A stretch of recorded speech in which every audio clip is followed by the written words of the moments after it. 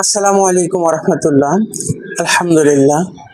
আজকে আমাদের আলোচনার বিষয় হলো স্বামী স্ত্রী ও প্রিয়জনের ভালোবাসা এবং বশীকরণের তদবির বিষয়ে।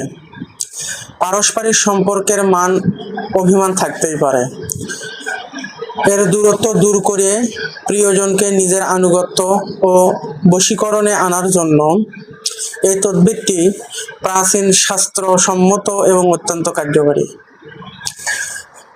আমি আজকে আপনাদেরকে দুইটা তদবির দেব। প্রথম তদবিরটি হলো এই যে নকশাটি আপনারা স্ক্রিনের উপরে দেখতেছেন। এই নকশাটি সাদা কাগজের উপরে জাফরান কালি দিয়ে লিখতে হবে এবং এটি সিদ্ধির নিয়ম হলো তাবিজটি লেখার পর এর উপর 1000 বার ইয়া ওয়াদুদু আল্লাহ তাআলার এই পবিত্র নামটি পাঠ করে ফু দিতে হবে এবং এইভাবে একাধারে 3 দিন পর্যন্ত আপনাকে আমল করে যেতে হবে। সিদ্ধি করার পর তাবিজটি একটি লাল সুতা দিয়ে পেঁচিয়ে প্রিয়জনের বালিশের ভিতরে অথবা বালিশের নিচে এমনভাবে রেখে দিতে হবে যাতে করে সে যেন বিষয়টি বুঝতে না পারে, এবং একটি তাবিজ আপনার বাহুতে ব্যবহার করতে হবে, বাম হাতে ব্যবহার করতে হবে। এই নিয়মে আমলটি করতে পারলে আল্লাহ তাআলার রহমতে প্রিয়জনের মনে আপনার প্রতি অকৃত্রিম ভালোবাসা এবং গভীর টান সৃষ্টি হবে ইনশাআল্লাহুল আজিজ।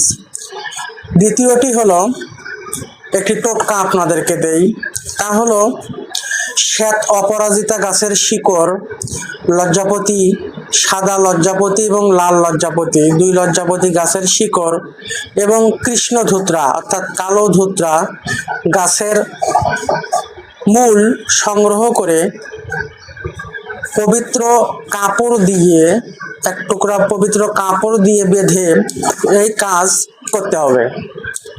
উপকরণগুলোর কথা তো আমি বললাম। 1 নাম্বার শ্বেত অপরাজিতার শিকড় লাগবে, 2 নাম্বার লজ্জাপতি গাছের শিকড় লাগবে, 3 নাম্বার কৃষ্ণ ধুত্রা অর্থাৎ কালো ধুত্রা ফল লাগবে, ধুত্রা ফল। উপাদানগুলো পরিষ্কার করে ধুয়ে নিন এবং একটি লাল রেশমি কাপড়ে একত্রে বেঁধে ছোট্ট একটা পুটলির আকারে তৈরি করেন। এরপর এই পুটলিটি হাতে নিয়ে 7 বার দরুদ পাঠ করেন। দরুদ পাঠ করার পর নিজের মনের উদ্দেশ্যটা বলেন। এখন ব্যবহার বিধি বলতেছি। আপনার বাড়ির আশেপাশে কোনো নির্জন জঙ্গল বা ঝোপঝাড় থাকলে সেই জঙ্গলের ভিতরে একটি নির্দিষ্ট গর্ত করুন। এই গর্তে পুতলিটি রেখে মাটি চাপা দিয়ে দিন। এটি করার সময় পিছন ফিরে তাকানো যাবে না। কাজটি করা শেষ হওয়ার সঙ্গে সঙ্গে আপনাকে ওখান থেকে চলে আসতে হবে, আর পিছনের দিকে ফিরে তাকানো যাবে না। ইনশাআল্লাহ এই টোটকাটি সম্পূর্ণ করার পর প্রিয়জন অতি দ্রুত আপনার বাধ্য এবং আনুগত্য স্বীকার করবে। আমার এই তদবিরগুলো আপনারা অবশ্যই ভালো কাজে লাগাবেন, খারাপ কাজে কখনো লাগাবেন না। যারা তদবির শিখতে চান তারা আমাদের সাথে যোগাযোগ করতে পারেন, এবং যারা